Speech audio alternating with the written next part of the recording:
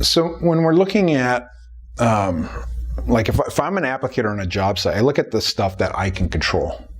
I can't control the weather outside. I can't control, well, I might be able to control how cold that substrate is if I want to preheat the room. But generally, I'm not going to take the time, especially, if it's a 60-degree substrate, I'm not going to do anything with it. But ideally, yeah, I'd love to have it at 100 or 90 because that would be optimal, right? But the stuff I can mainly control. So I look at one would be what preconditioning the material would probably be number one thing, is like making sure that it's within the specified parameters. Two is that, if it's a product that needs to be mixed, it needs to be mixed properly. Three is making sure I got the right temperature and pressure settings. And then is fourth really part of that temperature pressure thing is getting it dialed in? Yeah, like I said, those steps are the easiest part, and as long as you do those, then you're all right. If you have to pay attention to the mixing, the heating, the substrate moisture content, if that's too high, it can affect your product as well. But those, like, if you just pay attention to the mixing and the processing heats and the barrel temps, you'll be dialed in pretty easily. But when you miss one step, it's kind of hard to get on the right path. You have to do those four simple things, and then you're all right. That whole dialing in process is basically really to give me, a sense, because ideally what we're looking for is we're timing the expansion of the foam when we're spraying kind of a little bun on the ground of it, right? And it's got to be within so many seconds, and you touch it to see if it's tacky within the tack-free time. And then make sure it's rising and looks right, and then you cut it open, make sure the cell structure looks good.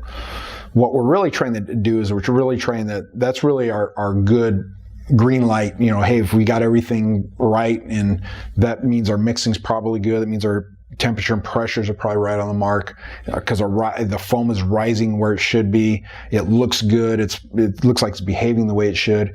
And so how critical is that dialing in step?